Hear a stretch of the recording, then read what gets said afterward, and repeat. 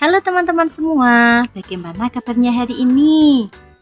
Semoga teman-teman semua tetap sehat ya.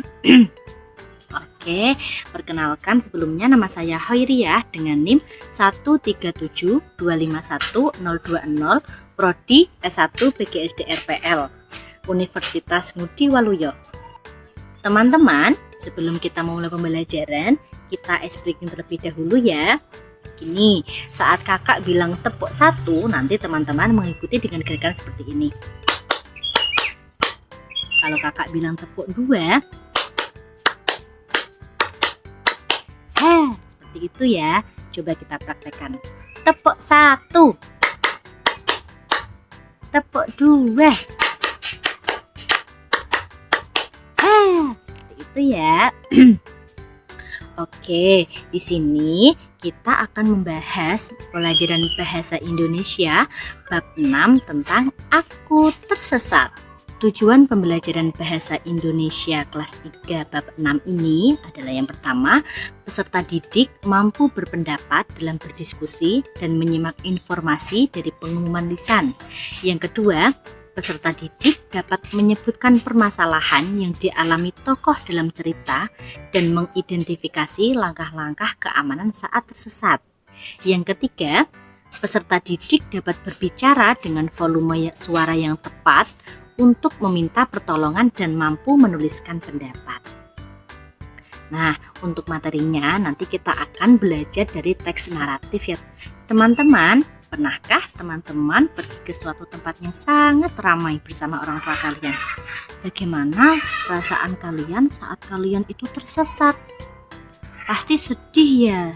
Nah, di sini ceritanya itu ada Adit dan juga ibunya yang baru pergi ke stasiun. Di suatu pagi, Adit bersama ibunya pergi ke stasiun untuk menjemput kakaknya yang baru pulang dari Jakarta. Adit sangat senang. Nah, di stasiun ada sebuah toko mainan. Adit berjalan sendirian. Saat dia menoleh ke belakang, ternyata dia sudah terpisah dengan ibunya. Adit bingung, Adit panik karena Adit sudah terpisah dengan ibunya. Jadi, Adit bisa dikatakan tersesat ya teman-teman ya. Saat teman-teman tersesat, teman-teman itu yang pertama harus dilakukan adalah teman-teman jangan panik ya. Tetap tenang, atur nafas ya. Kalau di suatu tempat yang sangat ramai itu biasanya ada papan informasi ya. Jadi teman-teman juga bisa mengunjungi tempat informasi itu. Teman-teman juga bisa bertanya ke petugas yang ada di sekitar situ. Satu lagi yang nggak boleh dilupakan teman-teman. Teman-teman harus membawa kartu identitas diri. Tujuannya apa? Saat teman-teman tersesat, teman-teman bisa menggunakan kartu itu untuk meminta bantuan kepada orang lain ya. Untuk kartunya sendiri nanti teman-teman bisa menyertakan nama, umur juga boleh, terus nomor telepon, alamat dan nama orang tua. Seperti itu ya teman-teman ya. Nah, coba bisa disaksikan ini contoh kartu identitas diri. Kartu identitas diri itu sangat berfungsi teman-teman. Dapat membantu kita saat dalam keadaan darurat. Hari ini kita belajar bahwa jika tersesat kita harus tetap tenang, mencari bantuan dan mengetahui identitas diri. Sekarang kita masuk ke kuis ya teman-teman ya. Oke, perhatikan pertanyaan dari kakak. Siapa yang tahu bisa langsung angkat tangan ya.